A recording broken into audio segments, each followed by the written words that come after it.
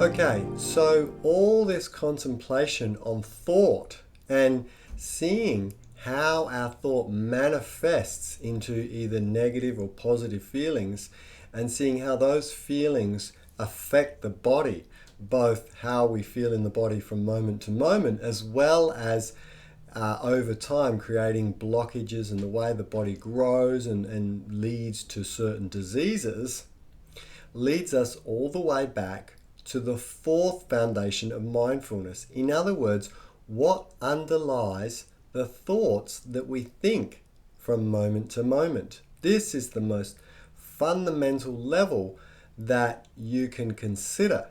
And the truth is, the error in our thoughts that lead to negative emotions is because at some level, fundamentally, we have our understanding of the universe as completely wrong. And the basis of that misunderstanding, according to the Buddhist tradition, which is really obviously where I'm coming from, is that every phenomena in the universe is only relative to the projection of the judgment and the label that we give it.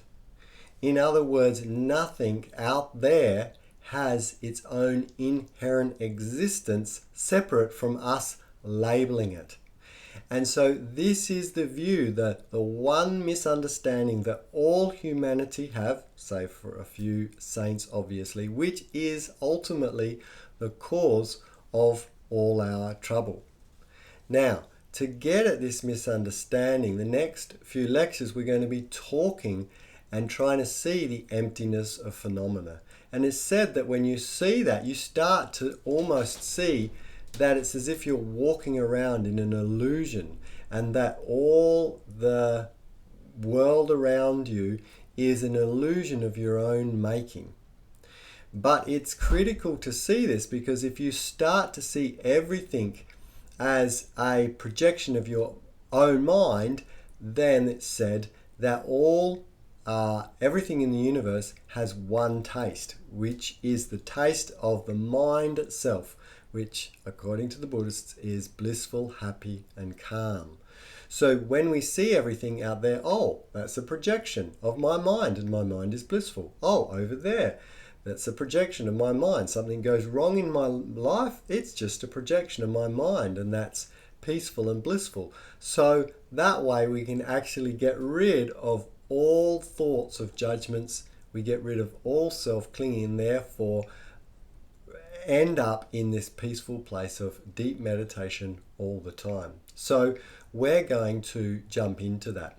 And let me tell you just a little bit of a story from my own meditation retreat. Of course, I'm a long way from sort of realizing that as well, but I did have small glimpses of what it might be like to realize that everything is a projection. So let me tell you a little story. When I was doing a long retreat, and my meditation object at that time was a blue flower. So I spent literally hours every day, probably 10 hours a day, just trying to think blue flower. Now, after a time, when you think about blue flowers so often, it creates a very, very strong pattern in your mind, so that you start thinking of it even when you don't mean to. And while I'm meditating on blue flower, I noticed that if I took that blue flower away from in front of my eyes, I couldn't help but still think about blue flower. And it was as clear as day to me. I was thinking about blue flower the whole time. And in a way, it got to the stage where it didn't matter whether the blue flower was there or not. I was still thinking and looking at this blue flower in my mind. So the question, which is really interesting, is when the blue flower was there, was I still looking at this thing on the outside called a blue flower, or was I looking at a projection of my own mind? Because when I took it away, the blue flower was still there, clear in my mind. And in fact, it wasn't really a blue flower anyway. It was just a fake flower made out of nylon and things like that. So it really was empty from the very beginning of being inherently a flower. But nevertheless, it goes to show that I had this kind of perception that, it didn't matter whether the flower or not was there, as long as I was thinking about it. For me, it was real. Now, when you start to see problems in that light, that, hey, a problem of mine is not really real other than the way I'm projecting it to be, it actually causes the mind to sort of question itself.